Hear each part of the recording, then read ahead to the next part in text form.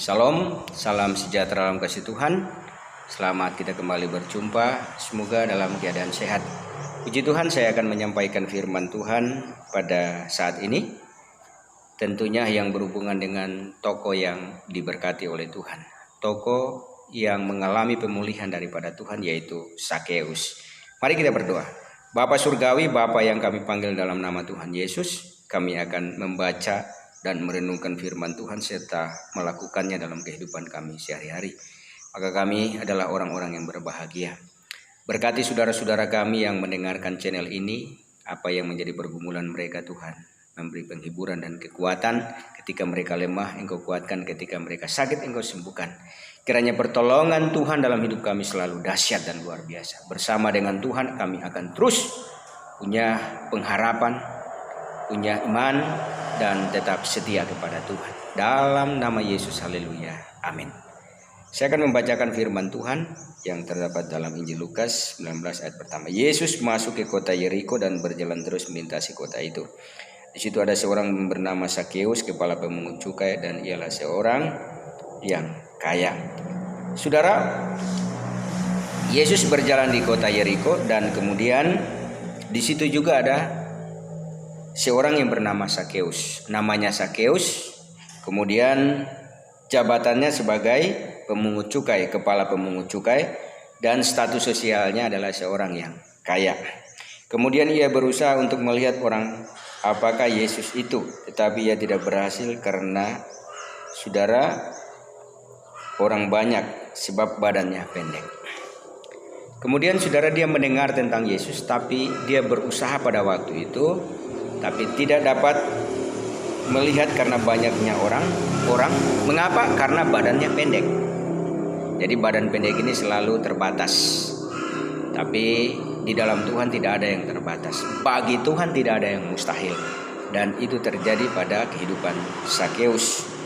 Kemudian maka berlarilah ia mendahului orang banyak, lalu memanjat pohon ara itu melihat Yesus yang akan lewat di situ. Ternyata badannya pendek, saudara, saudara putus asa, dia berlari dan kemudian dia memanjat pohon ara, dan siapa yang akan dia lihat? Yaitu Yesus. Dan ayat selanjutnya, saudara, dia bertemu dengan Yesus. Yesus melihat dia, kemudian Yesus pada saat itu menyampaikan kabar baik bahwa hari ini dia akan menumpang di rumahmu. Saudara yang diberkati oleh Tuhan, ketika kita berjumpa dengan Tuhan, ada sesuatu hal yang Tuhan akan berikan dalam hidup kita. Kemudian lalu Sakeus segera turun dan menerima Yesus dengan sukacita. Nah, saudara, ini tentunya dibutuhkan respon kita. Ketika pada hari ini kita mendengar Yesus, maka kita harus membuka hati untuk Yesus. Dan ternyata Sakeus penuh dengan sukacita, luar biasa. Tapi semua orang melihat itu bersungut-sungut, katanya ia menumpang di rumah orang berdosa. Ternyata persepsi orang, saudara, berbeda dengan pandangan Yesus. Ketika orang melihat Sakeus, saudara, mereka bersungut-sungut. Mengapa? Karena profesi Yesus ini adalah profesi yang sangat merugikan orang lain. Dan Sakeus ini mereka cap adalah orang berdosa.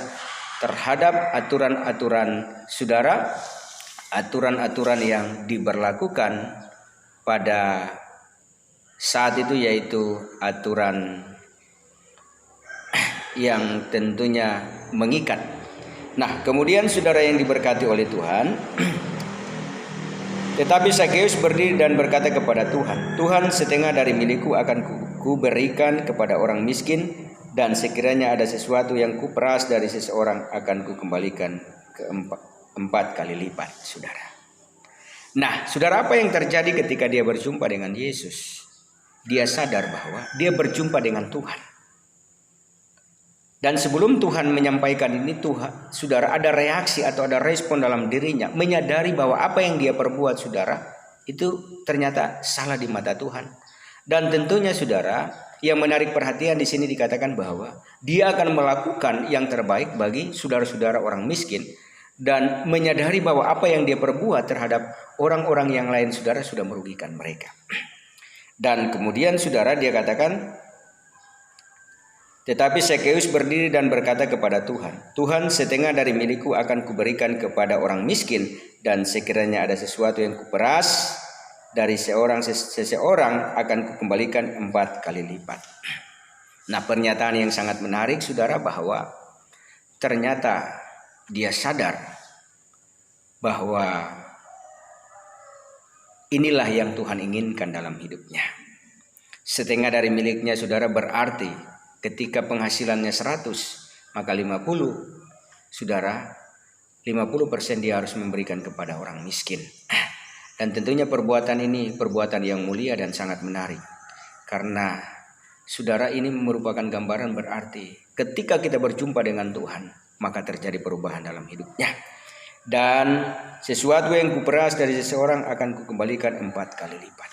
Berarti dalam tugas sebagai pemungut cukai, berarti ada hal-hal yang dia lakukan merugikan orang lain. Ini dikatakan bahwa sesuatu yang kuperas dari seseorang akan kukembalikan 4 kali lipat. Luar biasa. Berarti aktivitasnya sebagai pemungut cukai saudara telah melakukan pelanggaran dan kesalahan yang merugikan orang lain, sehingga secara manusia dia sadar bahwa itu adalah kesalahan dan itu adalah penghalang berkat-berkat Tuhan dalam hidupnya. Kemudian kata Yesus kepadanya, hari ini telah terjadi keselamatan kepada rumah ini karena orang ini pun anak Abraham. Sebab anak manusia datang untuk mencari dan menyelamatkan orang yang hilang. Luar biasa. Mengapa Sakeus menerima keselamatan saudara? Karena yang pertama adalah dia berusaha dengan sungguh-sungguh untuk mencari Tuhan.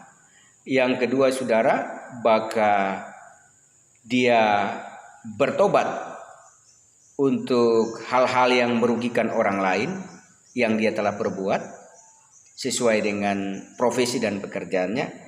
Dan kemudian saudara, dan kata Tuhan, hari ini telah terjadi keselamatan di rumah ini. Mengapa Tuhan berkata demikian saudara? Karena Tuhan telah melihat respon hati daripada Sakeus. Dan apa yang dilakukan oleh Sakeus itu berkenan di hadapan Tuhan. Saudara, aplikasinya dalam hidup kita.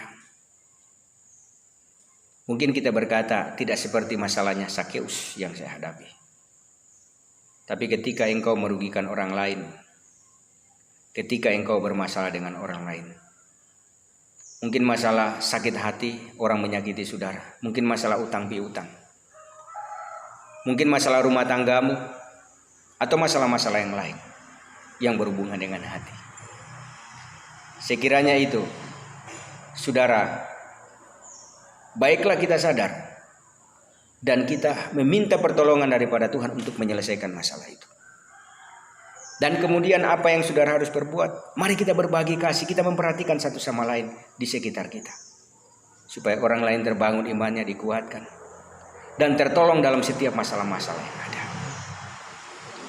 Saudara, makna dari perjumpaan Sakeus dengan Yesus, bahwa Tuhan inginkan supaya kita lebih sungguh-sungguh lagi untuk mencari Tuhan. Orang yang mencari Tuhan pasti menemukan. Dan ketika kita bertemu dengan Tuhan, maka saya percaya hidupmu diberkati, rumah tanggamu diberkati, kehidupanmu diberkati, masa depanmu diberkati. Puji Tuhan, inilah kebenaran firman Tuhan. Kiranya dapat memberkati kita. Shalom.